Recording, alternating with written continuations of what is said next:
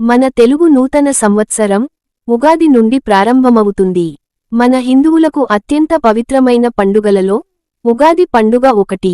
ఉగాది రోజున చేసే పూజలకు కోటి జన్మల పుణ్యఫలితాన్ని పొందవచ్చు.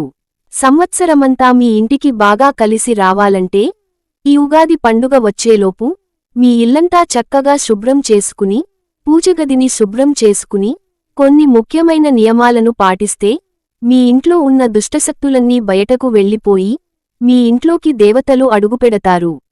ఉగాది పండుగ కోసం ఇంటిని ఎప్పుడు శుభ్రం చేసుకోవాలి, ఎలాంటి నియమాలు పాటించాలి అనే విషయాల గురించి ఈ వీడియోలో తెలుసుకుందాం. ఈ నెల మార్చి 31 తేదీన ఆదివారం నాడు ఉగాది పండుగ రాబోతుంది. ఉగాది పండుగకు ముందు రోజు అంటే మార్చి 29వ తేదీన కొత్త అమావాస్య ఏర్పడింది. ఇదే రోజున సూర్యగ్రహణం కూడా ఏర్పడింది. అయితే మన భారతదేశంలో మాత్రం సూర్యగ్రహణం కనిపించదు. కాబట్టి గ్రహణ నియమాలను పాటించాల్సిన అవసరం లేదు. అయితే అమావాస్య రోజున మాత్రం పొరపాటున కూడా ఇంటికి శుభ్రం చేయకూడదు. అమావాస్య రోజున ఇంటిని శుభ్రం చేస్తే మీ ఇంట్లోకి నెగిటివ్ ఎనర్జీ ప్రవేశిస్తుంది. అలాగే మార్చి 28వ తేదీన శుక్రవారం వచ్చింది. శుక్రవారం రోజున కూడా ఇంటి శుభ్రం చేసుకోకూడదు. కాబట్టి మార్చి 27 లోపు మీ ఇల్లంతా చక్కగా శుభ్రం చేసేసుకోండి. ఇంట్లో దుమ్ము ధూళి లేకుండా ఇంటిని శుభ్రపరచుకోవాలి. మార్చి 30 ఆదివారం రోజున ఉగాది పండుగ వచ్చింది. ఆదివారం రోజున చాలామంది మాంసాహారాన్ని తింటారు. కాని ఈ నూతన సంవత్సరం ఉగాది రోజున మాత్రం ఎట్టి పరిస్థితుల్లోనూ మాంసాహారాన్ని తినకూడదు. ఉగాది రోజున ప్రతి ఒక్కరూ పూజలు చేస్తూ ఉంటారు. ఇంట్లో పూజలు చేసి మాంసాహారాన్ని తింటే మీరు చేసే పూజలకు ఎటువంటి పుణ్యఫలితం లభించదు. ఉగాది వచ్చేలోపు ఇల్లంతా శుభ్రం చేసుకుని ఇంట్లో పసుపు నీళ్లు చిలకరించండి. ఇంట్లోని ప్రతికూల శక్తి తొలగిపోయి మీ ఇంటికి ఐశ్వర్యం సిద్ధిస్తుంది. అలాగే బెడ్షీట్లు, డోర్ కర్టన్స్ కూడా తప్పనిసరిగా వాష్ చేసుకోవాలి. ఇంట్లో ఉన్న పనికిరాని వస్తువులను తీసేయండి. పాతబడిన న్యూస్ పేపర్లు కూడా ఎట్టి పరిస్థితుల్లోనూ ఇంట్లో ఉండకూడదు. ఉగాది రోజున మీ ఇంట్లో పాత వస్తువులు ఉంటే మీ ఇంట్లోకి దుష్ట శక్తులు ప్రవేశిస్తాయి.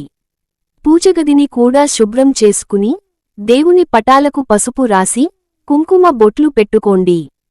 సాధారణంగా మనలో చాలామంది పూజ గదిలో న్యూస్ పేపర్లను వేస్తూ ఉంటారు. కాని ఎట్టి పరిస్థితుల్లోనూ పూజ గదిలో న్యూస్ పేపర్లు ఉండకూడదు. కాబట్టి ఉగాది సంవత్సరం నుండి పూజ గదిలో న్యూస్ పేపర్లు వేయకుండా ఒక పట్టు వస్త్రాన్ని కాని లేదా తెల్లటి వస్త్రాన్ని కాని వేసుకోండి. అలాగే మీ పూజ గదిలో ఉన్న పాతబడిన దేవుని పటాలను కూడా తీసేయండి. ముఖ్యంగా ఈ నూతన సంవత్సరంలో ఒక చిన్న లక్ష్మీదేవి చిత్రపటాన్ని తెచ్చుకొని మీ పూజ గదిలో పెట్టుకోండి. ఇక మీ ఇంట్లో లక్ష్మీదేవి తిష్ట వేసుకుంటుంది.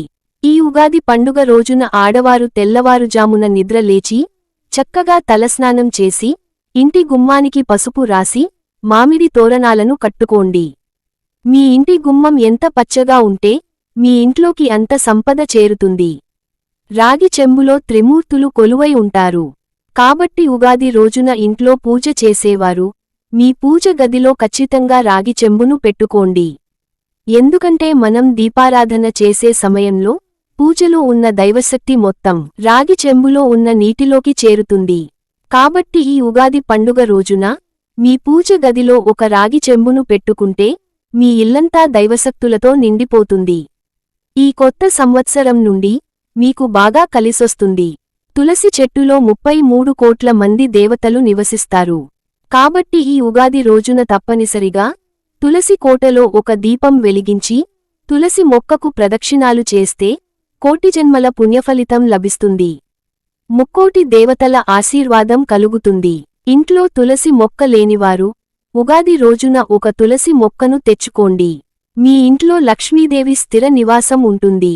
విపరీతమైన అప్పుల సమస్యలతో బాధపడేవారు, అలాగే భార్యాభర్తల మధ్య గొడవలు ఉన్నవారు ఈ ఉగాది రోజున కొబ్బరి నూనెతో దీపారాధన చేస్తే అప్పుల సమస్యలు వెంటనే తీరిపోతాయి. అలాగే కుటుంబ కలహాలన్నీ తొలగిపోతాయి. ఇక వివాహం కానివారు ఉగాది రోజున సన్నజాజులతో దేవుడిని పూజిస్తే వివాహ యోగం కలుగుతుంది. అలాగే గన్నేరు పూలతో దేవుడిని పూజిస్తే వ్యాపారంలో అధిక లాభాలు చేకూరుతాయి. లక్ష్మీదేవికి అత్యంత ప్రీతికరమైన వాటిలో కళ్ళుప్పు ఒకటి. కాబట్టి ఉగాది పండుగ రోజున ఒక ఎర్రటి వస్త్రంలో రాళ్ల ఉప్పును వేసి మూటలాగా కట్టి మీ ఇంటి గుమ్మానికి వేలాడదీయండి. ఇంటి గుమ్మానికి ఉప్పు మూటను కడితే డబ్బు పరంగా మీ ఇంటికి బాగా కలిసొస్తుంది.